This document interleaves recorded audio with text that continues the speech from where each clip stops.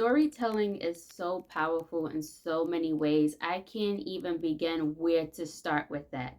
But if they are told right, they will last throughout generations. And depending on the weight of the story, it can even leave an impact. And as writers, and if you are a writer who happens to come across this video, that is probably one of your goals, to leave an impact on the collective. Now, how do you do that? And what I find that is most effective with storytelling is that you have to write something that hits the subconscious mind. And one of the categories that is perfect for that is uncanny horror. And that is what I'm going to talk about in this video, and a couple of other things when it comes to building an audience.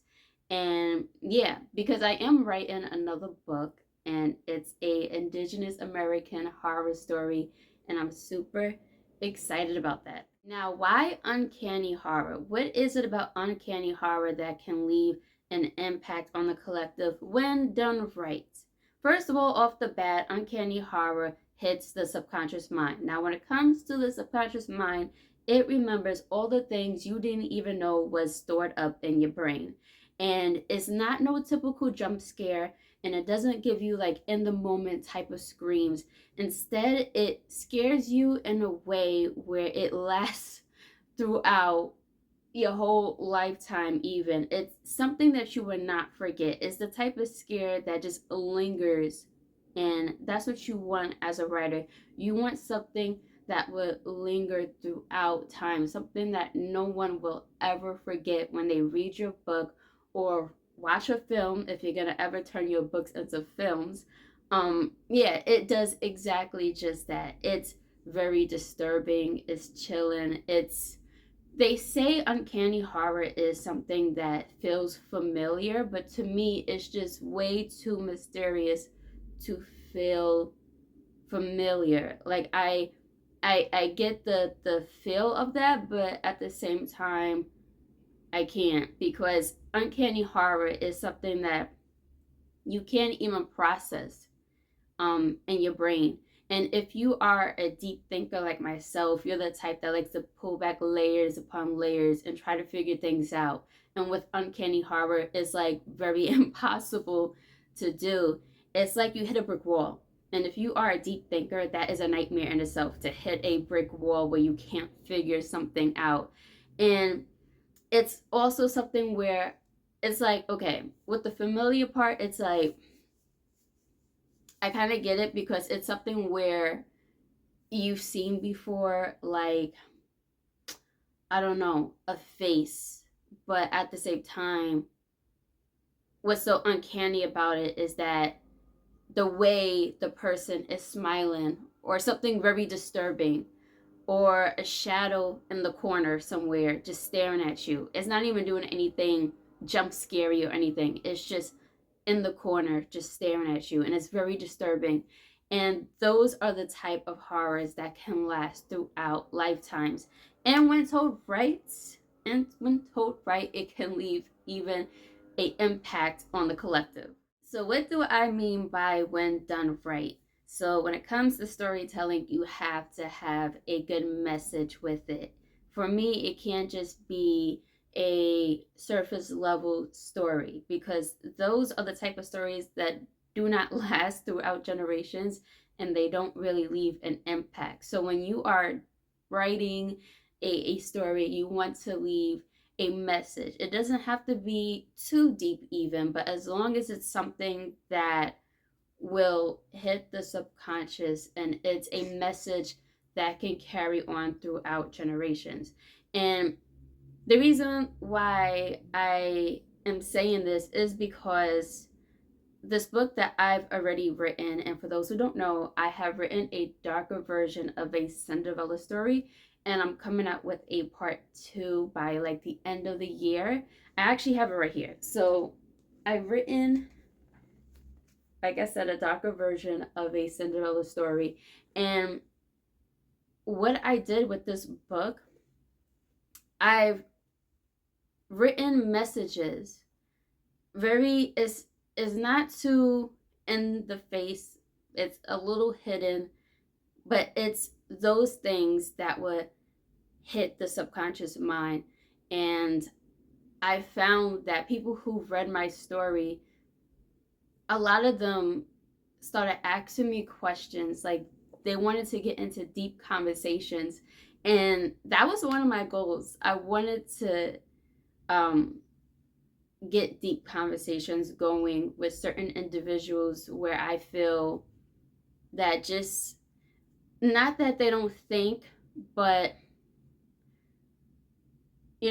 okay, I'm gonna say it. It's not that they don't think, but it's like they don't stop and think about certain things. It's like people live in the moment and they don't really think too deeply on certain situations and certain things that they do to themselves and the world around them. If that makes sense.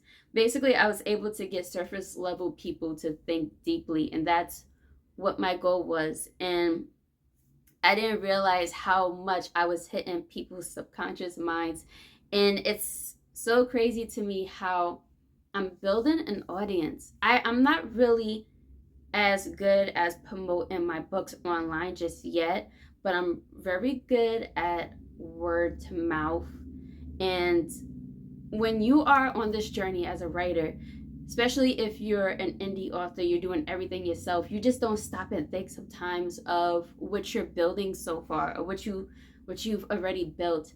And that's my situation right now. It's like I'm growing an audience and I don't even feel like I am. But when I get certain messages, like this message here, where this person's like, I can't wait to read the second book, I'm just like, oh yeah, I it's sometimes you gotta stop and just be grateful for the little things because it's like I'm really building something here and I just don't realize it yet. But yes, the reason why I've been able to build an audience right now is because I'm not just telling any typical surface level story. I'm really aiming to hit people's subconscious minds and get conversations going. So, with this next book that I'm putting together, which is a indigenous American horror story. And there's a reason why I'm putting this together. It's not just because, it's a trend or anything right now, but for those who don't know, I'm enrolled in a Tuscarora tribe down in North Carolina.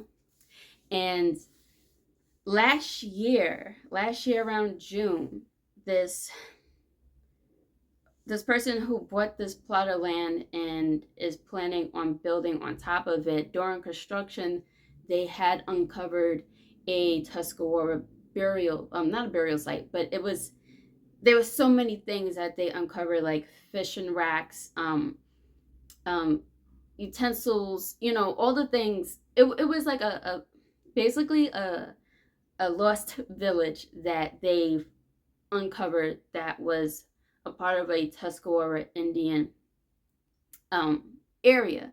So, of course, my people, they are like, this is sacred, you can't build here. But the person who bought the land is just like, I don't know what you want me to do. I bought it and therefore it's mine. So with that whole situation, I don't know, it just, something just came over me where I just thought about, it was like this story that started like forming in my head, a uncanny horror where the spirits of that area is really upset about what's going on. Um, it is a fictional story, so I'm not going to use like any living person in this book. It is fictional, but it is going to be something that's going to be very disturbing.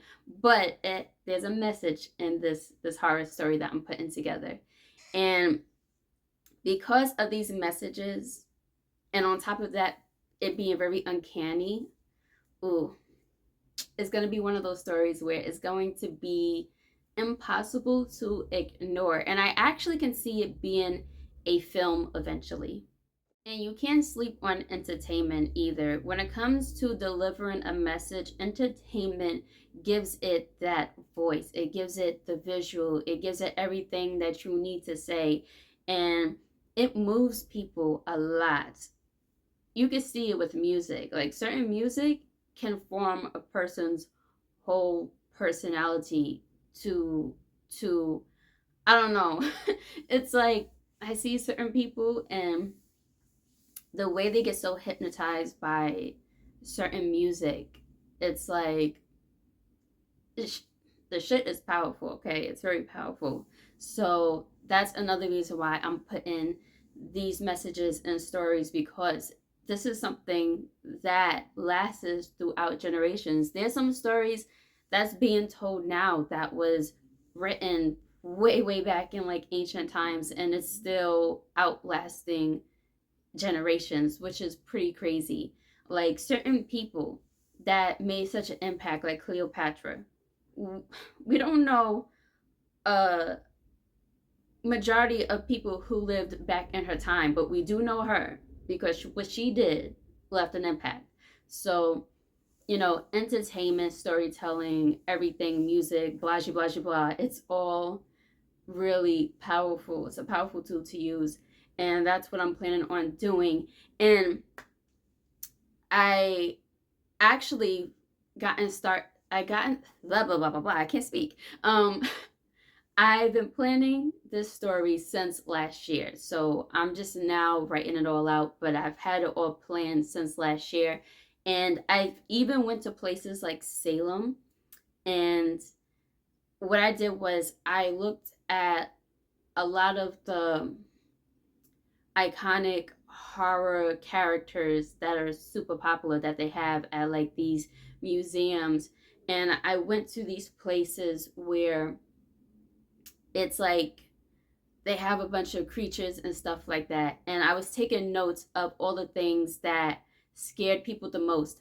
I find that the Wendigo is one of the creatures that people were just like, it was like, oh my gosh, every time somebody saw a Wendigo, they was like, look, it's a Wendigo. Like certain creatures I took notes of because of how popular they are. And I'm like, okay, what's the difference between these creatures and these creatures over here who's not really getting that much, like, recognition or anything. So I was just taking several notes, and as somebody who is writing, it's really important to do that. You want to take notes of, okay, what's true to me? What's popular? How can I make this work? And so on and so forth. So, and I went to Salem because it's like Halloween every day over there. So you can go there right now in May, and it's like a Halloween town. Um, Another place that I would love to go, but is too out of my reach right now, is in New Orleans, where they be having Mardi Gras and all that stuff. I would love to go there, but one day. So certain things like that I'm doing, and really going forth with putting all of this together. So when it comes to writing impactful stories that you want to last lifetimes, you want to do your research. You want to go to these places. You want to really sit back and meditate on certain things and think about what you really want to put into your story, so it won't just be surface level. You know what I'm saying? Another thing that I have been doing is I've been looking back into all the things that scared me as a child, which is something, I feel like a lot of writers should do. If you are someone that's writing like an uncanny horror or something, there was something about those movies back in the day that just, ooh, scared the crap out of me as a kid. A show that, even though it wasn't like the typical scare, but you can't deny that certain episodes you still remember and it still creeps you out, is the show Courage the Cowardly Dog. Okay, if you was a child around this time watching that show, even though it wasn't a typical scare, it had moments that just scared the crap out of you. I know a few episodes that scared the crap out of me. There was one episode where there was this Egyptian mummy that was standing outside the house, and I believe they had some type of Courage, one the old guy in the show, he had like a tablet, one of those tablets or something that was in a museum or whatever, and the mummy wanted it back, and it was just standing outside their window, just being very creepy, and it wasn't doing anything much. It was just like, return the such and such, and if not, then I don't, your house would get flooded or something. But it was just the way this character was designed, the way it looked, how scary it was. It just very uncanny and chilling. Um, Another movie that I've looked into, which is one of the movies that scared me so much as a kid. And it wasn't as, now that I'm older and I rewatched the movie, it's not really as scary. But if they wanted to, I feel like they could have made it really scary because it had certain chilling moments. It's House on Haunted Hill, the remake that was made back in 1999. There was certain moments in this movie that wasn't like, it wasn't the typical jump scare or anything, because I'm not really into all that gory stuff and all that bloodiness. It's just really cheaply made.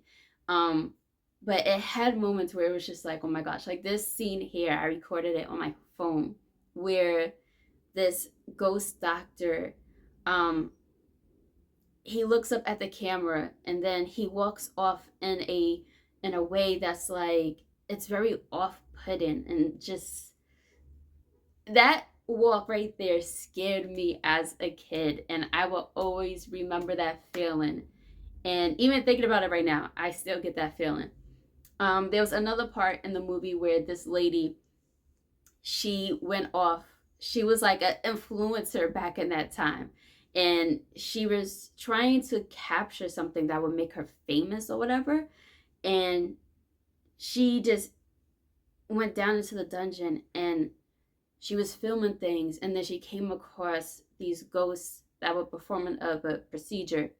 And like, it was so scary because when she took the camera away, they wasn't physically there, but when she put the camera back, they was there. And then when she turned around, there was that ghost doctor standing in the corner, very just unsettling. It was like an unsettling vibe. And even though it wasn't like something in your face, it was still very chilling. That something that I would just always remember as a kid and up until now.